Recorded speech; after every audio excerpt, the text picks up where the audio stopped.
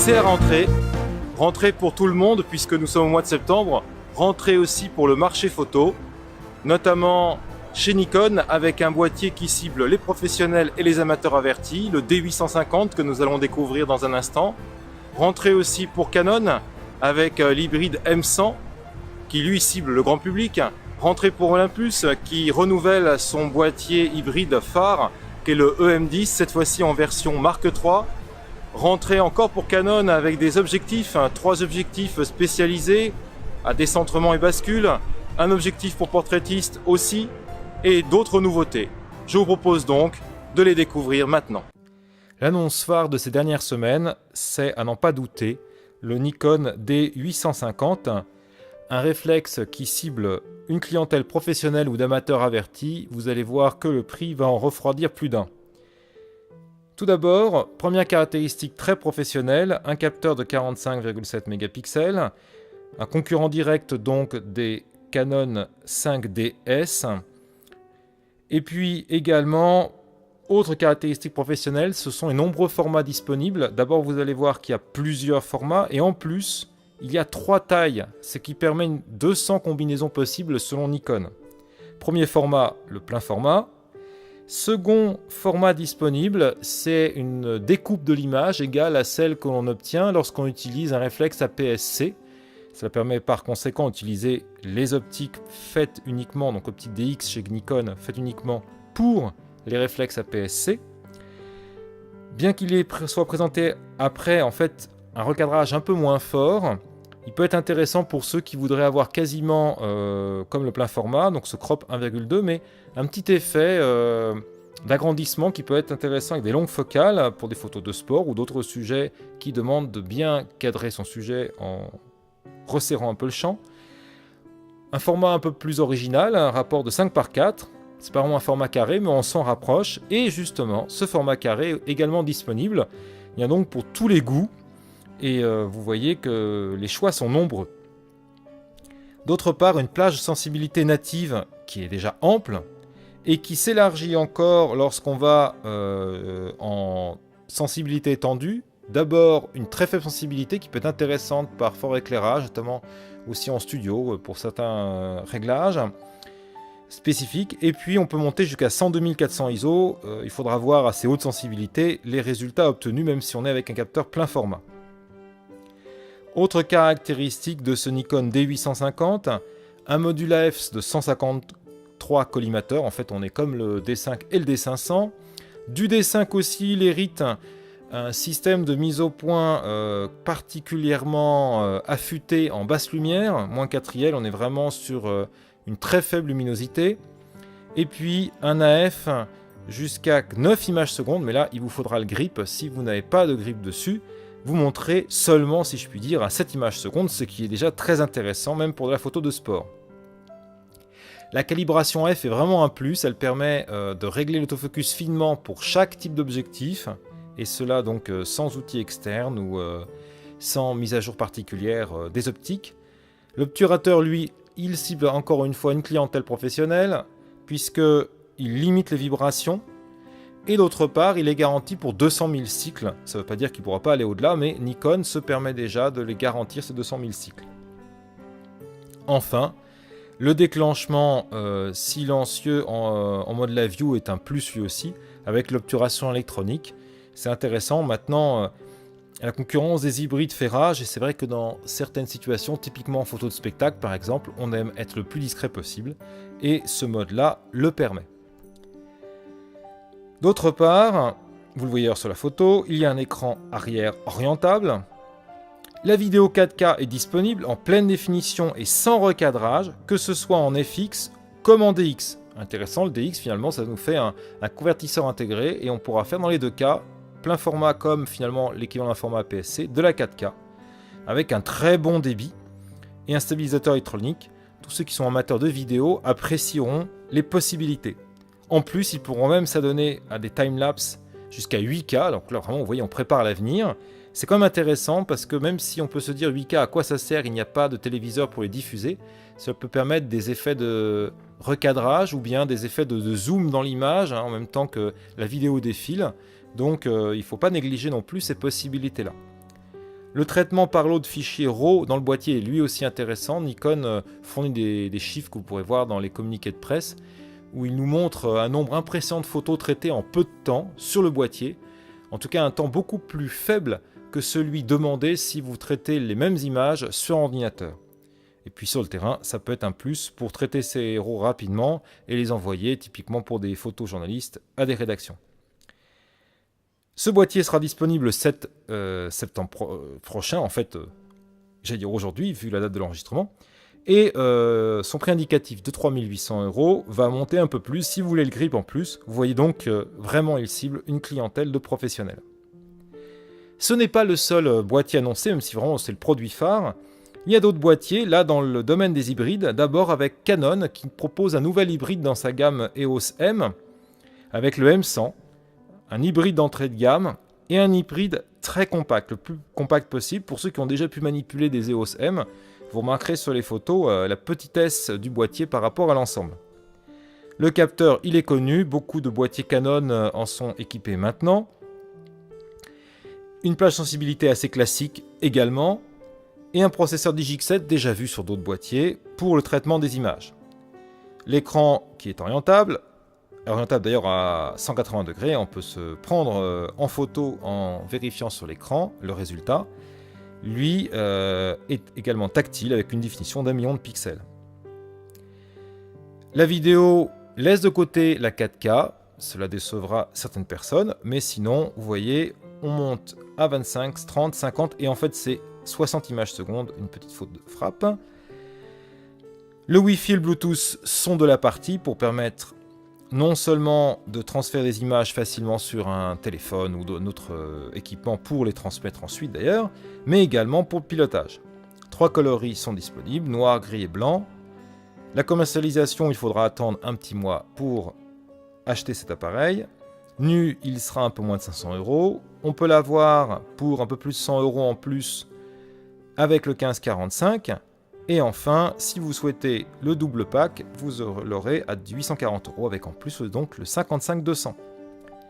Second hybride, là c'est une sorte de mise à jour. Olympus a vraiment eu beaucoup de succès avec ces hybrides qui reprennent les lignes de ses anciens réflexes argentiques. Et dans cette gamme, le produit d'entrée de gamme, en tout cas le moins onéreux, c'est l'Olympus OMD EM10. Et là, on en a la 3e édition avec le Mark III. On reste avec le même type de capteur, même résolution que les prédécesseurs. En revanche, le processeur, lui, il est hérité du relativement récent EM1 Mark II, puisqu'il va avoir 1 an, ce boîtier, qui est le boîtier haut de gamme de chez Olympus. Donc un processeur beaucoup plus rapide que les prédécesseurs. Un nouveau module AF aussi de 121 collimateurs qui devrait donner de bien meilleurs résultats que les prédécesseurs. La stabilisation 5 axes comme le 5 Mark II, donc l'appareil de la gamme supérieure de l'EM10, donc le M5.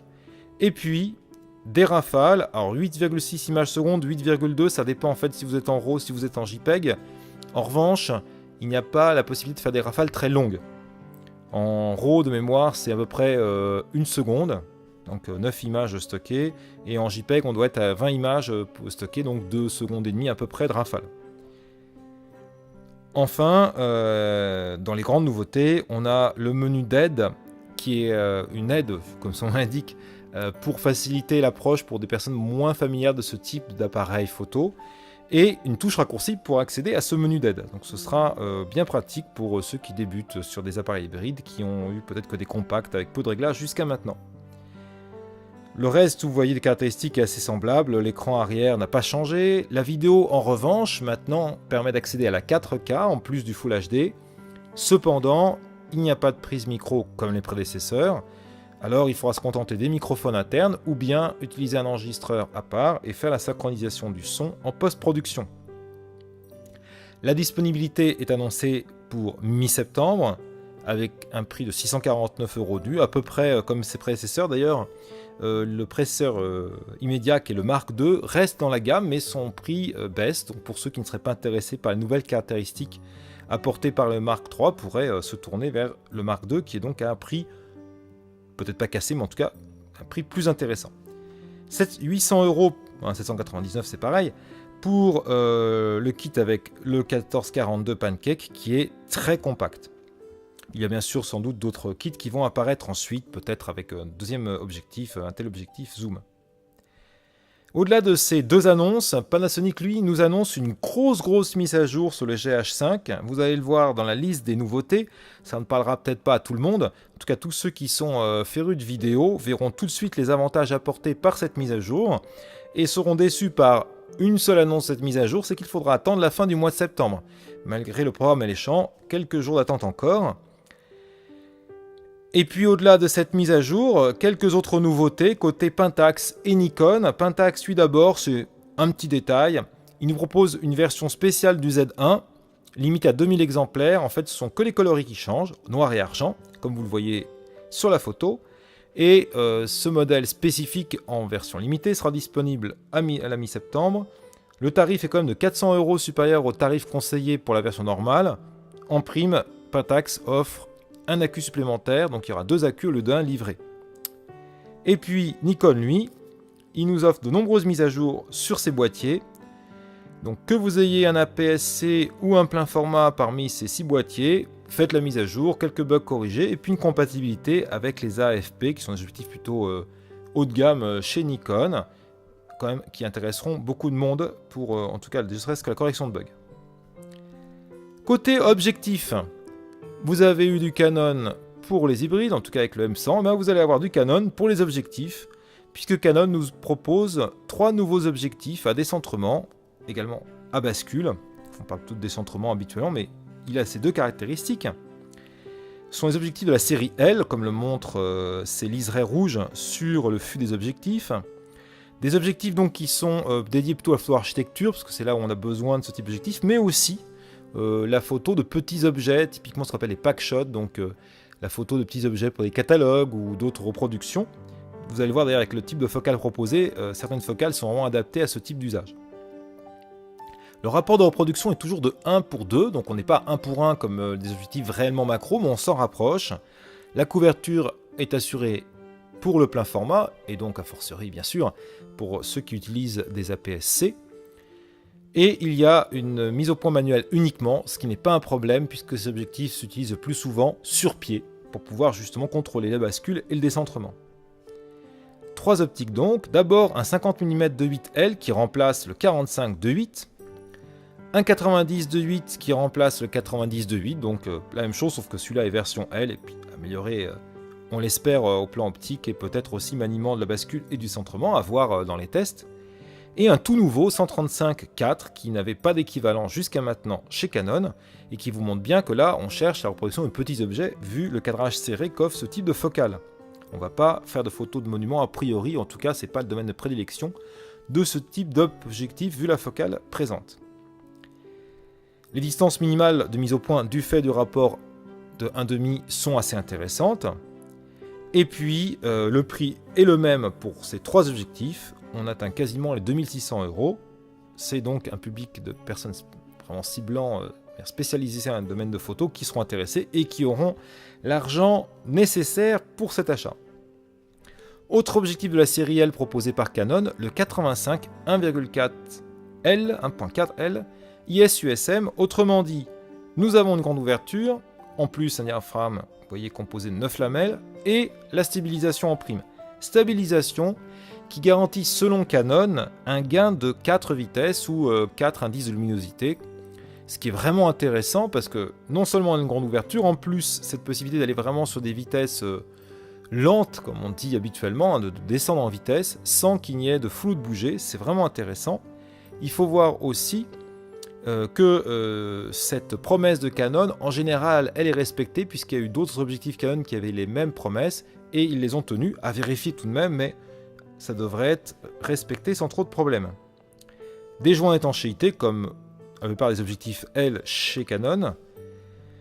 La mise au point minimale dans l'ordre de la concurrence, 85 cm, c'est quand même assez intéressant, mais c'est pas inouï non plus. Le poids aussi, vu l'ouverture, vu le stabilisateur, c'est normal d'avoir un objectif qui atteint quasiment le kilogramme.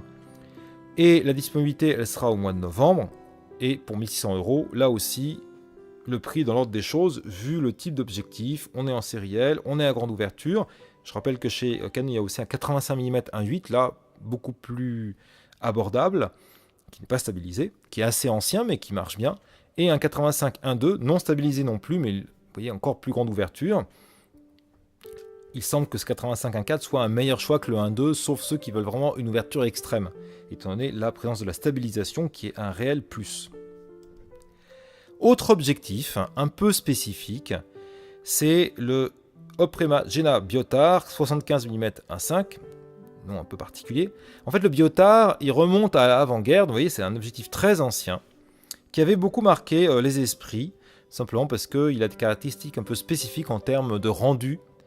Et donc, Meyer Optik, Görlitz, propose une remise au goût du jour, relance en fait la production de cet objectif, qui a ce bokeh tournant, autrement dit un effet de flou un peu particulier pour les arrière-plans, qui aurait fait la renommée de la version originale, et ils ont demandé à Kenko Tokina de s'occuper de la production.